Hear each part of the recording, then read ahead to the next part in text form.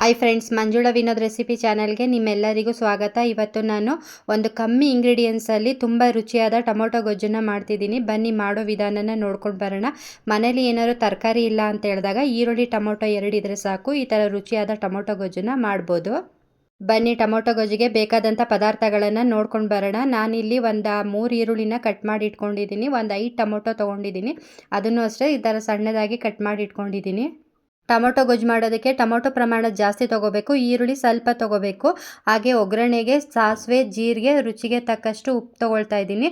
ಒಂದು 5 ಟೀ ಸ್ಪೂನಷ್ಟು ಮಸಾಲೆ ಪುಡಿ ತೊಗೊಂಡಿದ್ದೀನಿ ಮತ್ತು ಸ್ವಲ್ಪ ಕರ್ಬೇವಿನ ಸೊಪ್ಪು, ಹಾಗೆ ಕಡಲೆಕಾಯಿ ಎಣ್ಣೆ ತೊಗೊಂಡಿದ್ದೀನಿ.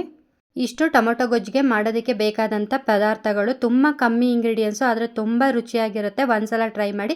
ಬನ್ನಿ ಈಗ ಟೊಮೊಟೊ ಗೊಜ್ಜು ಮಾಡೋ ವಿಧಾನನ ನೋಡ್ಕೊಂಡು ಬರೋಣ. ಇದಕ್ಕೆ ಸ್ಟವ್ ಹಚ್ಚಿ ಒಂದು ಕಡಾಯಿ ಇಟ್ಟು ಅದಕ್ಕೆ ನಾನು ಸ್ವಲ್ಪ ಕಡಲೆಕಾಯಿ ಎಣ್ಣೆ ಹಾಕ್ಕೊಳ್ತಾ ಇದ್ದೀನಿ. ಒಗ್ಗರಣೆಗೆ ಸಾಸಿವೆ, ಜೀರಿಗೆ 2 ಹಾಕ್ಕೊಳ್ತಾ ಇದ್ದೀನಿ.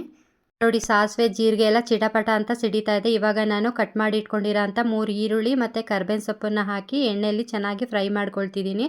ಈರುಳ್ಳಿ ಎಲ್ಲ ಕಲರ್ ಸ್ವಲ್ಪ ಚೇಂಜ್ ಆಗೋವರೆಗೂ ಫ್ರೈ ಮಾಡ್ಕೋಬೇಕು. ನೀವು ಬೇಕು ಅಂತಂದರೆ ಈ ಸಮಯದಲ್ಲಿ ಕ್ಯಾಪ್ಸಿಕಮ್ನ ಕಟ್ ಮಾಡಿ ಸೇರಿಸ್ಕೊಂಡು ಇದ್ರ ಜೊತೆ ಫ್ರೈ ಮಾಡ್ಕೋಬೋದು. ತುಂಬ ಚೆನ್ನಾಗಿರುತ್ತೆ ಟೊಮೊಟೊ ಗೊಜ್ಜು, ಕ್ಯಾಪ್ಸಿಕಮ್ ಟೊಮೊಟೊ ಗೊಜ್ಜು ಅಂತ ಹೇಳಿ. ಮುಂದಿನ ರೆಸಿಪಿಲಿ ಯಾವತ್ತಾದರೂ ನಿಮ್ಮ ಜೊತೆ ಕ್ಯಾಪ್ಸಿಕಮ್ ಟೊಮೊಟೊ ಗೊಜ್ಜನ್ನು ಶೇರ್ ಮಾಡ್ಕೊಳ್ತೀನಿ. ಆ ಕ್ಯಾಪ್ಸಿಕಮ್ ಟೊಮೊಟೊ ಗೊಜ್ಜು ಅಂತಂದರೆ ಈರುಳ್ಳಿ ಹಾಕಿನೂ ಸಹ ಮಾಡ್ತಾರೆ, ಬರೀ ಕ್ಯಾಪ್ಸಿಕಮ್ಮು ಟೊಮೊಟೊ ಹಾಕಿನೂ ಸಹ ಟೊಮೊಟೊ ಗೊಜ್ಜು ಮಾಡ್ತಾರೆ. ತುಂಬ ಚೆನ್ನಾಗಿರುತ್ತೆ.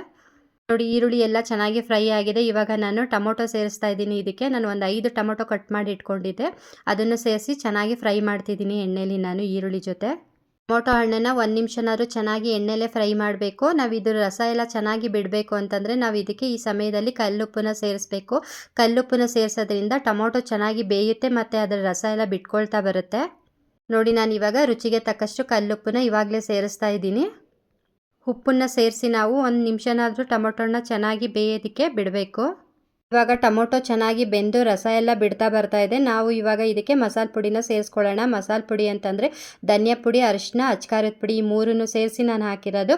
ನೀವು ಬೇಕಾದರೆ ಇದಕ್ಕೆ ಬೇಳೆ ಸಾಂಬಾರು ಪುಡಿನೂ ಸಹ ಸೇರಿಸ್ಕೋಬೋದು. ನಾನಿಲ್ಲಿ ಮಸಾಲೆ ಪುಡಿನ ಒಂದು 3 ಟೇಬಲ್ ಸ್ಪೂನಷ್ಟು ಮಸಾಲೆ ಪುಡಿ ಹಾಕಿದ್ದೀನಿ. ಈ ಮಸಾಲೆ ಪುಡಿನ ಹಾಕಿ ನಾವು 1 ನಿಮಿಷ ಚೆನ್ನಾಗಿ ಎಣ್ಣೆಯಲ್ಲಿ ಫ್ರೈ ಮಾಡಿಕೊಂಡು, ಅಂದರೆ ಅದರ ಹಸಿ ಸ್ಮೆಲ್ ಹೋಗೋವರೆಗೂ ಚೆನ್ನಾಗಿ ಫ್ರೈ ಮಾಡಬೇಕು.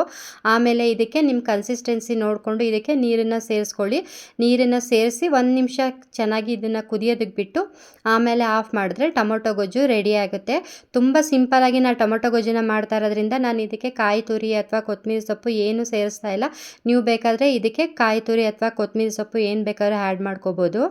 ಯಾಕಂದರೆ ನಮ್ಮ ಮನೇಲಿ ಯಾವಾಗಲೂ ಕೊತ್ತಂಬರಿ ಸೊಪ್ಪು, ತೆಂಗಿನಕಾಯಿ ತುರಿ ಎಲ್ಲ ಇರುತ್ತೆ ಅಂತಲೇ ಹೇಳೋಕ್ಕಾಗಲ್ಲ. ಎಲ್ಲ ಇಲ್ದೋದ ಸಮಯದಲ್ಲೂ ಸಹ ನಾವು ಹೇಗೆ ರುಚಿಯಾಗಿ ಟೊಮೊಟೊ ಗೊಜ್ಜನ್ನು ಮಾಡ್ಕೋಬೋದು ಅನ್ನೋದನ್ನು ನಾನು ನಿಮ್ಮ ಜೊತೆ ಇವತ್ತು ಶೇರ್ ಮಾಡ್ಕೊಳ್ತಿದ್ದೀನಿ.